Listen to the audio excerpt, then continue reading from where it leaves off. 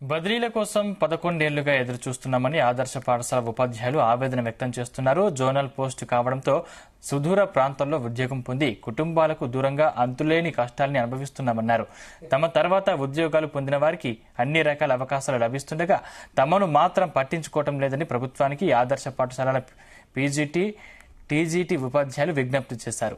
దూర ప్రాంతాల్లో ఉద్యోగాల వల్ల ప్రయాణ భారంతో కొందరు ప్రమాదాలకు గురై అసువులు బాసారని, మరికొందరు విగత జేబులుగా మారారని తెలిపారు. 10 ఏళ్లుగా బదిలీ చేయాలని వేడుకుంటున్న పాలకులు, అధికారులు వినిపించుకోలేదని ప్రభుత్వానికి రాసిన లేఖలో పేర్కొన్నారు. యూనియన్లకు అతీతంగా ఐక్యమత్యంగా మనం వార్డెన్ ఇష్యూ సాల్వ్ చేసుకుందాం. ఏం తెలియని రోజే చేసుకుందాం. ఈ రోజు కూడా బరాబర్ అవుతాయి ట్రాన్స్ఫర్స్ చేపియాలి.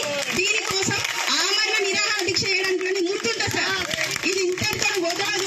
ట్రాన్స్ఫర్స్ వచ్చేదాకా వదిలిపెట్టేది లేదు. ఇక్కడ 15 మంది 3,000 మందిని శాసిస్తున్నారు సార్. 15,000 మంది 5,000 వేసి కోట్లకు వేసేయడానికి 5,000 పడేసి ఒక కేసు వేసి 3,000 మంది ఎమోషన్స్ ని 11 ఏళ్ల నుంచి ఆడుకుంటున్నారు సార్. ఆ 15 మందికి కూడా నా విజ్ఞప్తి ఏంటిదంటే, మీరేం పాకిస్తాన్ వాళ్ళు కాదు, మా ఊరోళ్ళే, మా మోడల్ స్కూల్ వాళ్ళే. మీ సమస్య కూడా మా సమస్య, కూర్చొని మాట్లాడుకుందాం. అన్ని ఒకేసారి రావు. దయచేసి కూర్చొని మనం సమస్యను సాల్వ్ చేసుకుని ట్రై చేద్దాం. మీ స్వార్థం వల్ల మన వ్యవస్థ 11 ఏళ్ల నుంచి ఎక్కడ పడ్డ దొంగలు అక్కడే ఉన్నట్టు అక్కడే ఉన్నారు. నా స్కూల్ 20 కిలోమీటర్ల దూరం కూడా ఉండదు సార్. ఈగా రోడ్డు దిగంగానే స్కూల్ ఉంటది నాది.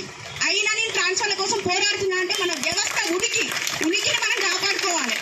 రేపటి రోజున మీరు గవర్నమెంట్ ఇప్పటికే ఆల్రెడీ అడుగుతారు జీతాలు. నిన్నటి దాకా కూడా మన తోటి ఉపాధ్యాయులకు జీతాలు రాలేదు. అసలు కేవలం 2 జిల్లాల వాళ్ళకి వచ్చినాయి.